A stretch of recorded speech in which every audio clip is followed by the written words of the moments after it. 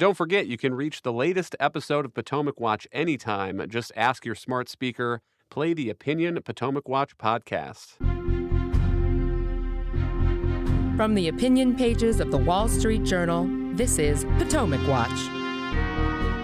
Let's have a little bit more of the political reaction to the Trump indictment. Here's a tweet from Speaker Nancy Pelosi.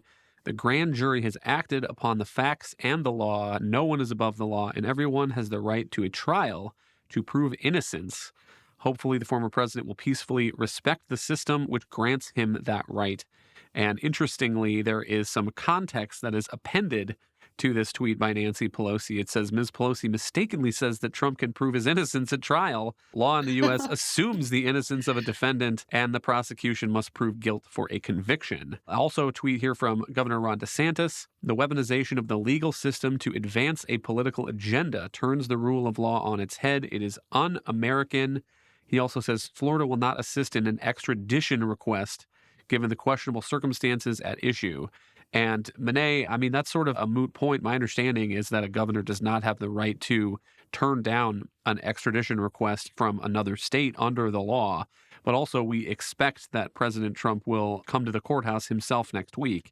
But what do you make of this response by Ron DeSantis? And does the indictment put other potential candidates in 2024 who want the Republican nomination in a bind because they have to say that they're a better candidate than Donald Trump, while also opposing this prosecution that most Republican voters think is pretty politicized? Absolutely. And I'm sure that all candidates and prospective candidates on the Republican side are in discussion with their communications teams and figuring out exactly what their response is going to be when they're inevitably asked day after day about the charges being brought and what they think is going to happen and the case against Donald Trump generally.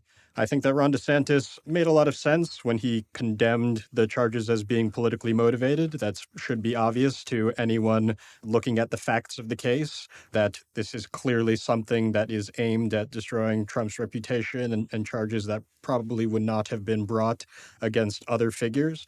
But I think DeSantis also wants to say that he isn't going to become involved in any way. When you mention him saying that he was declining to cooperate with the extradition, I presume he does mean he'll still grant access to anyone who is involved with sort of moving Trump from Florida to New York and will abide by the usual protocols, but he just isn't going to add any additional help. And he basically is telling his supporters that this is not something that I'm aiding and abetting. But I do think that as the news cycle heats up, these candidates are going to have to be very, very deft about, again, condemning the charges, but also trying to sidestep the question and return the conversation to issues that give them more of a chance to shine and to draw a contrast between themselves and President Trump. Kim, what's your view of this question? How should other Republican candidates respond? I haven't seen a whole lot of statements. Obviously, we played the Pence clip at the top. We have one from Ron DeSantis. But anybody who is either in the 2024 Republican race or thinking about getting in,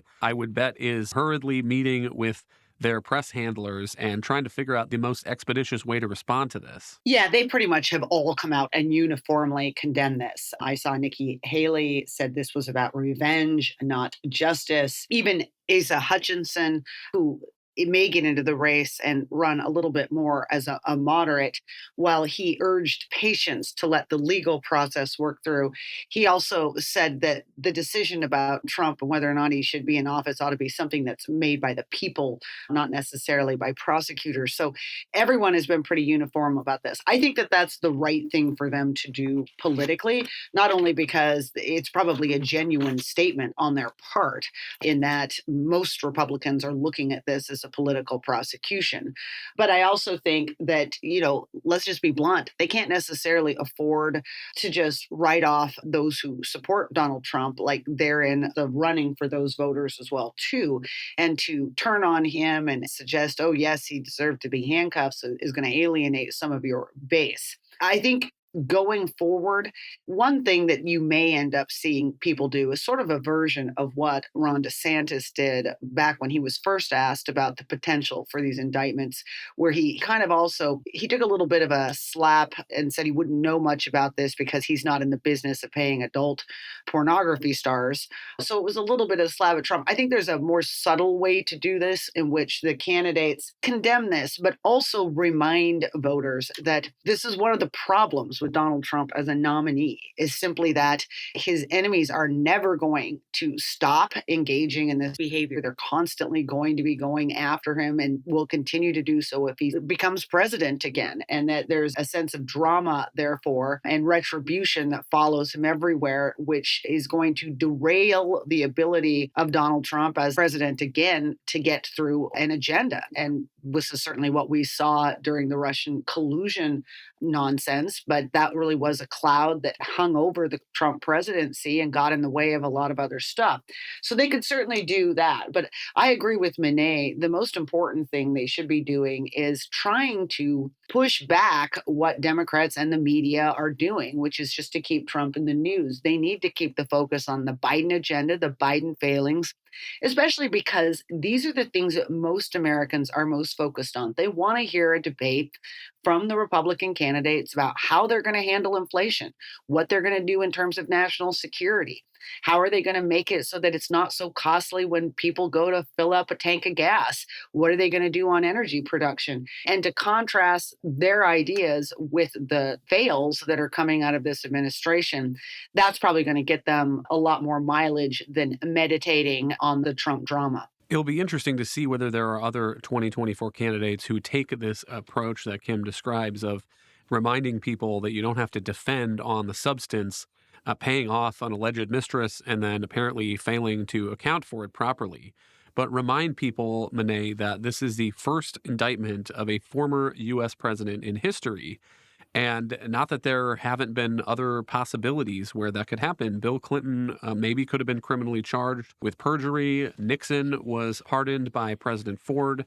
And I think generally historians have lauded Ford for that move, taking the personal and the popularity hit for that in a way that was ultimately good for the country and got the country past Watergate instead of spending the next 5 years still embroiled in it. Absolutely. And I believe President Biden was asked about the charges this morning and declined to comment in any way. One presumes that he, like Nancy Pelosi and a lot of other Democrats, is quite pleased to see Trump being subjected to these charges and thinks that it's something that's going to embroil the Republican Party and cause a big media circus. But certainly President Biden, though he might believe privately that president or an ex-president shouldn't be charged for something like this, is not going to want to come out and say that and suggest that Trump is being treated unfairly in any way. On the Republican side, yes, both the party base and also the elected leaders are in firm and I believe correct agreement